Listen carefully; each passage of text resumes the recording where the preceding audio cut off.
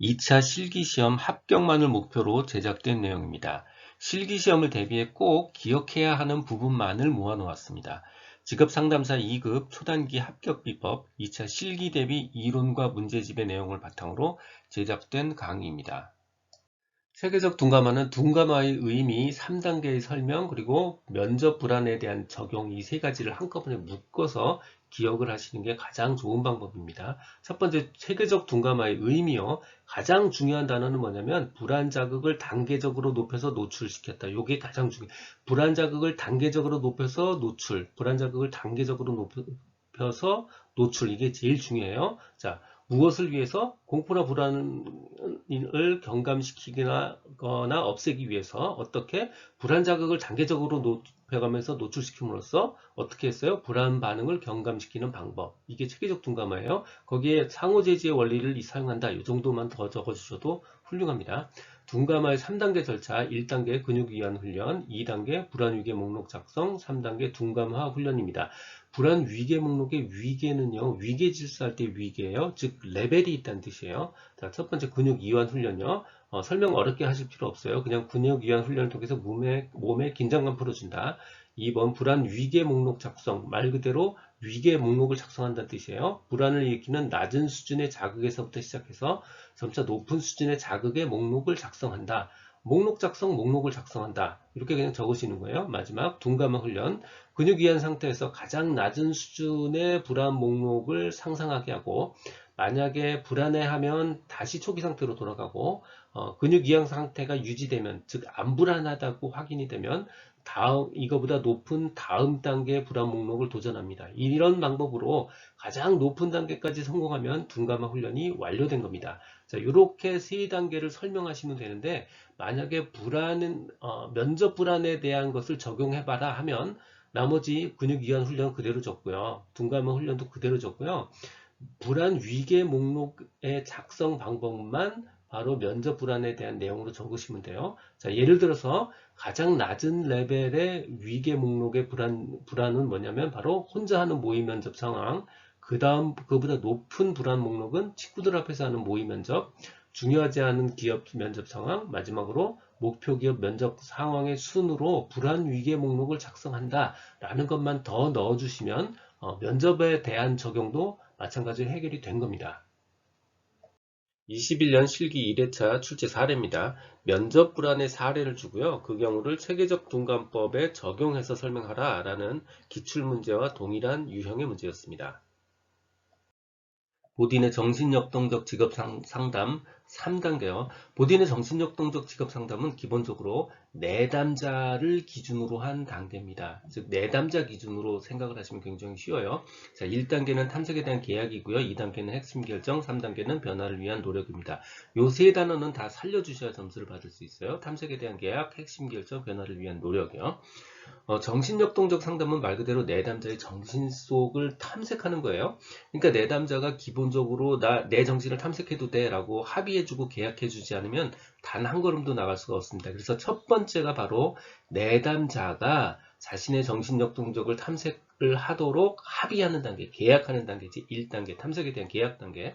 자, 2단계는 내담자 기준이라고 했죠. 내담자가 이러저러한 기법을 통해서 분석한 결과를 가지고 목표에 대해서 중대한 결정을 하는 겁니다. 내담자가 핵심적 목표에 대해서 중대한 결정을 하는 단계, 이게 2단계. 3단계 내담자가 변화를 모색하고 노력하는 단계, 변화를 위한 노력 단계, 변화를 모색하고 노력하는 단계, 이게 3단계입니다. 내담자 기준으로 탐색에 대한 계약, 핵심 결정, 변화를 위한 노력입니다. 보딘의 정신역동적 상담 기법 세 가지 설명입니다. 1번 소망방어책에 대한 해석, 2번 명료와 3번 비교. 요 세 단어는 살려주셔야 돼요. 소망방어책에 대한 해석, 명료와 비교요. 소망방어책에 대한 해석은 결과적으로 소망과 방어에 대한 해석을 해서 내담자가 자각할 수 있도록 해주는 겁니다. 내담자가 원하는 거 소망, 그 다음에 내담자를 건드리면 막 화를 내거나 이상 반응을 일으키는 방어체계, 즉 소망과 방어체계에 대한 해석을 해서 내담자가 자각할 수 있도록 해주는 겁니다. 명료와 문제에 관련된 내담자의 문제에 관련해서 요약해 주는 거예요. 내담자 문제에 관련된 생각을 표현에 초점을 두고 요약해 주는 것. 자, 비교하려면 두 가지 이상이 있어야 되겠죠. 자, 비교. 두 가지 이상의 주제에 대해서 유사점과 차이점을 분명하게 드러나도록 대비시켜 주는 것. 비교 두 가지 이상 유사점, 차이점 대비시켜 주는 겁니다. 소득효과, 대체효과는 가장 대표적인 이해형 문제입니다. 우리가 기억해야 될 단어는 소득효과, 대체효과, 여가가 정상제, 여가가 열등제 이렇게 네 가지 단어인데요. 이 네 가지를 다 이해하는 건 너무 어렵고요. 딱 하나만 이해하시면 됩니다. 자, 뭐냐? 자, 소득효과란 소득이 이미 충분히 생겨서 여유롭고 배가 불러진 상태. 이게 소득효과입니다. 하지만 이제 우리가 직업 상담사 답을 쓸 때 제가 이해하기 쉽게 표현한 것처럼 배가 불러진 상태 이렇게 표현할 수는 없잖아요. 자, 이제부터 직업 상담사처럼 표현해 보겠습니다. 자, 소득 효과는 배가 부른 상태죠. 돈이 많아서 배가 부른 상태요. 소득 효과는 임금이 늘면 일을 줄이고 여가를 늘리는 효과. 이미 배가 불러서 이제 일은 안 하고 여가를 늘리는 효과예요. 자, 대체 효과는 소득 효과의 딱 180도 반대입니다. 임금이 늘면 아싸 이게 돈을 더 벌 기회다라고 해서 일을 더하고 여가를 줄이는 효과입니다. 소득 효과는 임금이 늘면 여가를 늘리고 대체 효과는 임금이 늘면 여가를 줄입니다. 자, 그 다음 추가로 이해해야 될 단어가 뭐냐면 바로 여가가 정상제일 때, 여가가 열등제일 때입니다. 자, 여가가 정상제라는 의미는 뭐냐면 여가가 매력적이라는 뜻이에요. 여가가 열등제라는 의미는 뭐냐면 여가가 매력이 없다는 뜻입니다. 즉, 여가가 정상제라는 얘기는 여가가 매력이 있으니까 소득이 늘면 여가의 수요가 늘어나고요. 매력이 있으니까. 여가가 열등제, 즉 매력이 없다는 의미는 소득이 늘면 여가의 수요가 줄어드는 경우입니다. 자, 이렇게 소득효과, 대체효과, 정상제, 열등제 이 네 가지에 대해서 이해를 했고요. 이 네 가지를 다 기억할 필요 없이 딱 하나 뭐라고요? 소득효과는 이미 소득이 충분히 생겨서 배가 불러진 상태다. 요거 하나만 기억해 주시면 됩니다. 소득효과, 대체효과의 대표 문제는 모두 5가지 종류가 있지만 조금만 자세히 들여다보면 모두 같은 내용이라는 것을 쉽게 이해할 수 있습니다. 모두 노동 공급의 변화를 설명하라는 거고요. 거꾸로 노동 공급이 무조건 우상향하는 게 맞는 거냐 아니면 그 이유를 다 설명해 달라라는 겁니다. 혹은 100억 원 복권에 당첨됐거나 혹은 유산을 받았거나 혹은 법정 근로시간이 줄었을 때 노동 공급은 어떻게 변할 거냐 그 이유를 소득효과, 대체효과를 설명해달라라는 겁니다. 그래서 사실 문제의 핵심도 모두 같고요. 답변도 모두 동일한 구조를 갖고 있다는 걸 굉장히 쉽게 이해하실 수 있을 겁니다. 모두 5문제 모두 교재를 보면 다 쉽게 정리할 수 있을 거라고 생각을 합니다. 추가 설명은 생략하도록 할게요. 한국직업사전은 직업을 잘 모르는 사람들이 이 자료를 보고 직업을 이해할 수 있도록 설명해 놓은 자료입니다. 그러니까 각 직업별로 어떤 소제목들이 소분류가 있어서 각각의 경우를 쭈루룩 설명하고 있는 형태입니다. 그게 바로 부가직업정보 6가지예요. 정규교육 숙련기간 직무기능이 가장 기본적인 틀이고요. 그 이외에도 작업 같은 게 3개 있어요. 작업 강도, 작업 장소, 작업 환경이요. 작업 강도, 장소, 환경이요. 그리고 마지막으로 자격과 면허가 있습니다. 정규교육과 숙련기간하고 직무기능은 굉장히 기본적인 틀이죠. 그래서 여기에 대한 설명형 문제가 출제됩니다. 그래서 정규교육은 뭐냐면 해당 직무를 수행하는데 해당 직무를 수행하는데 필요한 일반적인 정규교육 수준입니다. 평균 아니에요. 일반적 정규교육 수준. 요게 키워드입니다. 해당 직무 수행 일반적 정규교육 수준이요. 자, 숙련 기간은요. 정규교육 이후에 직무를 평균적으로 수행하기 위해서 필요한 교육과 훈련과 숙련 기간이에요. 직무를 평균적으로 수행하기에 필요한 교육, 훈련, 숙련 기간이요. 마지막 직무 기능은 직무 수행을 위해 작업자가 자료, 데이터죠. D, 사람, people, P, 사물, thing, T, DPT와 맺는 관련된 특성을 직무 기능이라고 얘기합니다. 자료, 사람, 사물 요거 중요한 키워드입니다. 마지막으로 작업 강도 5단계요. 보통 작업을 기준으로 해서 가벼운 작업, 아주 가벼운 작업, 그리고 힘든 작업, 아주 힘든 작업 이렇게 5가지로 나눠져 있습니다. 각각의 문장의 틀은 어떻게 되어 있냐면 최고 얼마를 들어 올리고 얼마를 빈번히 들어 올리거나 운반하는 것 이런 틀이에요. 전부 다 이 문장이. 자, 그래서 보통 작업은 최고 20이고요. 항상 요 빈번히는 얘의 절반입니다. 최고 20을 들어 올리고 20의 절반인 10kg 정도의 물건을 빈번히 들어 올리거나 운반하는 것 보통 작업이요. 힘든 작업으로 갈게요. 2배입니다. 최고 40kg, 40의 절반을 들어 올리고 40의 절반인 20kg의 물건을 빈번히 들어 올리거나 운반하는 것 아주 힘든 작업이요. 최고 40kg 이상, 40kg 이상의 물건을 들어 올리고 20kg 이상의 물건을 빈번히 들어 올리는 거요. 사실 40kg 이상 물건을 들어 올리면 이거 굉장히 위험한 일입니다. 이거 사실 아주 힘든 작업이기도 하고 위험한 작업이기도 한 거예요. 자, 다시 가벼운 쪽으로 갈게요. 가벼운 작업 최고 8kg고요. 8의 절반인 4kg 정도의 물건을 빈번히 들어 올리는 것. 아주 가벼운 것, 얘의 절반 4kg, 최고 4kg의 물건을 들어 올리고 때때로 장부, 대장, 소도구 등을 들어 올리는 운반 이렇게 정리해 주시면 됩니다. 21년 실기 2회차 출제 사례입니다. 작업 강도에 관련한 내용 그대로 출제된 거고요. 아주 가벼운 작업 최고 4kg요. 보통 작업의 최고 20의 그 절반인 10, 힘든 작업은 최고 40의 그 절반인 20에 해당합니다. 21년 실기 1회차에 출제된 문제입니다. 부가직업 정보 5가지를 쓰라고 그랬죠. 설명을 요청하지 않았으니까 그냥 부가직업 정보 5가지를 쓰시면 되는 단답형 문제입니다. 한국직업사전에서 제공하는 부가직업 정보 중 직무기능 DPT는 해당 직무기행을 수행하는 작업자가 자료, 사람, 사물, DPT와 맺는 관계를 나타내는 겁니다. 그 중에서 자료의 기능을 쓰는 문제입니다. 자, 이 문제는요, 우리 한국직업사전에 보면 그 내용이 직업 코드, 본직업명, 직무개요, 수행직무, 부가직업 정보 이렇게 5가지 항목으로 되어 있어요. 그 부가직업 정보 속에는 또 13개의 항목이 있고요. 그 13개 중에 하나가 바로 직무 기능입니다. 그 중에서도 직무 기능의 세부 내역을 다시 물어보고 있는 거예요. 즉, 이 문제는요, 맞추지 말라고 낸 문제입니다. 자, 답은 알려드릴게요. 자, 자료에는 종합, 조정, 분석, 수집, 계산, 기록, 이렇게 비교 이렇게 되어 있습니다. 그래서 답은요, 종합, 조정, 분석, 수집, 계산, 기록, 비교 이렇게 적어주시면 됩니다. 지금 듣고 계신 강의는 직업상담사 2급 초단기 합격 비법의 핵심 내용 파트입니다. 반복 가능한 분량을 만들기 위해 복원된 문제를 모두 동영상에 넣을 수는 없었지만 중복된 개념을 통합해서 핵심 개념을 정리했으니까 이것만으로도 모범 답안을 충분히 쓸 수 있으리라 생각합니다. 하지만 답은 아는데 문제를 이해하지 못해서 틀리지 않도록 출제 이력 부분은 꼭 확인해 보시기 바랍니다. 또한 서술형인 2차 실기시험은 손으로 쓰여진 것만 점수로 연결이 됩니다.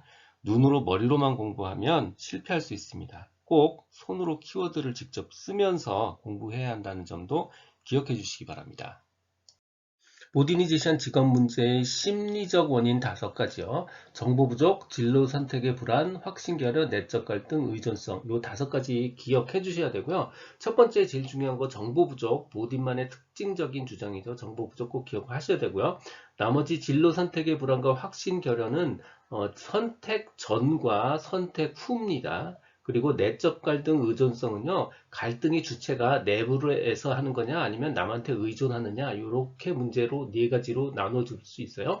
정보 부족이요. 정보가 부족해서 선택을 하지 못하는 경우, 진로 선택 불안, 선택 전이죠. 선택을 못한 거예요. 그러니까 선택을 못해서 불안해하는 경우, 진로 선택 불안이고요. 확신 결여, 진로 선택한 다음이에요. 그러니까 선택을 했어요. 선택을 했는데 확신하지 못하고 불안해하는 거 확신결여입니다. 나머지 2개 불안을 갈등을 누가 겪고 있느냐의 문제입니다. 내적 갈등 선택을 해야 하는 경우에 둘 이상의 자아 개념에서 내적인 내부적인 자기 내부적인 갈등을 겪고 있는 거 내적 갈등이고요. 선택은 자기가 해야 되는데 자기가 못하고 남한테 의존하는 경우 바로 의존성입니다. 다시 정보 부족, 진로 선택 불안, 확신결여, 내적 갈등, 의존성 이 5가지입니다. 21년 실기 1회차 출제 사례입니다. 모딘의 정신역동적 상담에서 말하는 내담자의 심리적 문제 원인 5가지 중에 3가지를 쓰는 문제였습니다. LCA, 생애 진로 사정의 의미입니다. 가장 중요한 단어, 처음 만났을 때, 즉 초기 면담 때 사용하고요. 2번째 중요한 단어, 구조화된 면접 기법입니다. 처음 만났을 때 사용하고요. 구조화된 면접 기법이다. 당연히 구조화됐으니까 짧은 시간 내에 체계적으로 정보를 수집할 수 있는 장점이 있습니다. LCA 구조 네 가지. 구조라는 거는 이렇게 문서의 틀이 이렇게 정해져 있다는 뜻이에요. 그래서 틀은 네 가지 틀입니다. 진로 사정을 하고요. 전형적인 하루를 검색하고 강점과 장애 요약을 합니다. 거의 이력서나 자소서랑 비슷해요. 첫 번째 진로 사정하고요. 직업 경험이나 교육 과정에 대해서 사정합니다. 여기에서 얻을 수 있는 정보 직업 경험과 교육 과정입니다. 얻을 수 있는 정보 직업 경험과 교육 수준에 대한 객관적인 사실이요. 전형적인 하루, 내담자의 하루 생활을 보면서 최종 알고 싶은 건 내담자의 성격 차원을 사정하는 겁니다. 성격 차원, 즉 여기서 얻을 수 있는 정보 내담자의 성격이에요. 다음 강점과 장애요. 내담자의 강점, 장애, 잠재력을 탐구합니다. 당연히 여기서 얻을 수 있는 거 내담자의 강점, 잠재력, 장애고요. 요약을 통해서 내담자가 스스로 요약해 보도록 하고요. 최종 목적은 내담자의 자기 인식을 증진시키는 게 목적입니다. 그래서 얻을 수 있는 거 자기 인식의 증진이고요. 내담자의 기술과 유능성에 대한 자기 평가, 내담자의 평가, 그리고 상담자의 평가, 그리고 내담자의 가치관도 얻을 수 있습니다. 생애진로 사정의 구조의 두 번째 대표 문제입니다. 생애진로 사정의 구조 중 진로 사정 파트의 세 가지 부분을 설명해 달라는 문제입니다. 진로 사정 파트는 직업 경험, 교육 경험, 그리고 여가 활동에 대해서 사정합니다. 직업, 교육, 여가예요. 직업 경험, 즉 일의 경험이죠. 내담자의 일의 경험과 관련해서 좋았던 점, 그리고 싫었던 점을 물어보게 되어 있습니다. 두 번째 교육 과정이죠. 교육 또는 훈련 과정을 물어봅니다. 교육 또는 훈련 과정에 관련해서 좋았던 점, 그리고 싫었던 점을 물어봐요. 세 번째는 여가 활동에 대해서 사정합니다. 여가 시간의 활용과 우정관계 등에 대해서 탐색합니다. 진로 사정은 직업, 교육, 여가에 대해서 물어봐요. 일의 경험, 교육과 훈련 과정, 그리고 여가 시간에 대해서 물어봅니다. 생애 진로 사정의 구조 중 그 중에 하나인 진로 사정의 세 가지 부분에 대해서 쓰는 문제입니다. 바로 직업 경험, 교육 과정, 그리고 여가 활동에 대한 질문이죠. 일의 경험, 교육 또는 훈련 과정, 그리고 여가 시간 이렇게 적으시면 됩니다. 내담자 행동 이해를 위한 상담 기법 이름 6가지를 쓰라 라는 문제입니다. 무려 우리가 6가지를 기억해야 되기 때문에 기억이 쉽지가 않아요. 그래서 3가지 그룹으로 나눴습니다. 자, 첫 번째는 질문에 관련된 그룹이고요. 자, 두 번째는 내담자의 문제점에 관련된 그룹이고, 세 번째는 기타 그룹으로 나눴습니다. 자, 첫 번째 질문에 관련한 기법이요. 첫 번째 의미 있는 질문 사용하기, 그리고 가정을 사용해서 질문하는 겁니다. 가정 사용하기 그리고 의미 있는 질문 사용하기 이게 질문법에 관련한 기법 2가지고요. 두 번째 그룹은 내담자가 가지고 있는 문제점을 체크해 주는 거예요. 자, 첫 번째는 근거 없는 믿음 확인하기, 내담자가 가지고 있는 변명에 초점을 맞춰주기, 내담자가 가지고 있는 왜곡된 사고를 체크해주기, 확인해주기, 내담자가 가지고 있는 전이된 오류를 정정해주기, 근거 없는 믿음, 변명의 초점, 왜곡된 사고 확인, 전이된 오류 정정 이렇게 4가지요. 나머지 2가지 기법, 일반 기법입니다. 반성의 장 마련하기, 그리고 내담자의 저항감 재인식하기 이렇게 2가지 정도 더 기억하시면 되고요. 사실 6가지이기 때문에 아무거나 적어도 돼요. 아무거나 적어도 되는데 앞에 요 6가지 부분은 뒤에 설명하기를 다시 문제가 반복돼서 다시 요청이 될 수 있어요. 그래서 어차피 외워야 되니까 이 6가지 중에 요 6가지는 같이 넣어두는 게 좋습니다. 내담자 행동이해 기법의 설명형 문제입니다. 가정 사용하기, 왜곡된 사고 확인하기, 변명에 초점 맞추기를 설명하라. 전이된 오류 유형 3가지를 쓰고 설명하라. 가끔 기스버그나 무어라는 뭔가 우리 잘 모르는 이름을 넣어서 수험생을 당황시키는데 알고 보면 이거 지워버려도 돼요. 그냥 전이된 오류 유형 3가지를 쓰고 설명하는 겁니다. 결국 자, 가정 사용하기, 변명에 초점 맞추기, 왜곡된 사고 확인하기, 전이된 오류 정정하기를 설명하는 겁니다. 근데 직업 상담사 시험의 설명은 정말 황당할 만큼 쉬워요. 그리고 쉽게 설명하셔도 되는 겁니다. 가정 사용하기는 그냥 가정을 사용해서 질문하는 겁니다. 자, 어떤 걸 하느냐? 내담자가 어떤 행동을 했다고 가정하고 질문하는 것, 이게 가정 사용하기입니다. 가정 사용하기는 가정하고 질문하는 거예요. 두 번째, 변명에 초점 맞추기는 결국 변명에 초점을 맞추는 기법입니다. 이렇게 쓰면 너무 황당하잖아요. 너무 무성의하잖아. 그래서 앞에 뭐가 들어가냐? 근데 변명이란 이런 겁니다. 라고 그 설명만 조금 더 들어가 있어요. 뭐냐? 변명은 당연히 뭐겠어요? 자기의 부정적인 면은 감소시키고, 긍정적인 면은 지속화시키거나 극대화시키는 거예요. 또 그 변명을 하는 기법 중에는 뭐가 있죠? 결과를 조작하기 같은 그런 방법들이 있어요. 이러이러한 것들을 변명이라고 하는데 그 변명에 초점을 맞추는 기법, 이게 변명의 초점 맞추기입니다. 변명이 뭐냐를 지워버리고 나면 변명의 초점 맞추기는 변명의 초점을 맞추는 거예요. 자, 왜곡된 사고 확인하기도 똑같아요. 왜곡된 사고 확인하기는 내담자의 왜곡된 사고를 확인시켜주는 기법이에요. 왜곡된 사고를 확인시켜주는 기법이에요. 이렇게 쓰면 미안하니까 결국 또 뭐라고요? 왜곡된 사고란 이런 겁니다. 라는 말이 앞에 설명이 조금 더 들어갔어요. 왜곡된 사고란 과도한 일반화나 극단적인 생각 같은 것 때문에 결국 정보의 일부분만을, 정보의 한 부분만을 보는 것을 말하는 거예요. 그래서 왜곡된 사고 확인, 내담자 왜곡된 사고를 확인시켜준 기법이에요. 그런데 왜곡된 사고는 이런 겁니다. 라고 적어주시면 돼요. 전이된 오류 정정하기. 전이된 오류라는 건 결국 전염된, 전파된 오류를 고쳐준다는 뜻입니다. 근데 오류에 세 가지가 있어요. 정보의 오류, 한계의 오류, 논리적 오류. 요거 세 개 기억해 주셔야 돼요. 다시 정보의 오류, 한계의 오류, 논리적 오류. 요거 써주시면 점수 거의 90% 이상 받고요. 설명도 쉽게 하셔야 돼요. 어렵게 자꾸 하지 마시고 정보의 오류는 정보가 잘못됐어요. 그렇죠? 그러니까 잘못된 정보를 알고 있는 거야. 정보의 오류는 잘못된 정보예요. 잘못된 정보를 알고 있는 거. 논리적 오류는 당연히 논리가 안 맞는 거죠. 논리가 맞지 않는 진술하는 경우고요. 한계의 오류가 한계가 극한점이에요. 극한점의 오류라는 뜻인데 예를 들어서 극한점에는 어떤 게 있냐? 불가능을 가정하는 것 같은 거. 불가능이라는 극한점 혹은 말도 안 되는 잘못된 가정을 사용하는 경우 이게 바로 한계의 오류입니다. 우리가 기억해야 되는 거 정보의 오류, 한계의 오류, 논리적 오류입니다. 21년 2회차에 출제된 사례입니다. 내담자 행동 이해 기법 6가지 문제 완전히 동일하죠. 핵심 내용하고 동일하니까 굳이 추가 설명은 하지 않겠습니다.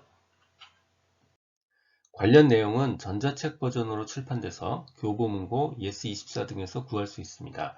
전자책이 불편하신 분들, 인쇄 가능한 버전이나 제약 없는 PDF 버전이 필요하신 분들은 제 블로그 공지글에서 구할 수 있습니다. 동영상 아래에 정보창에 링크를 넣어드렸습니다.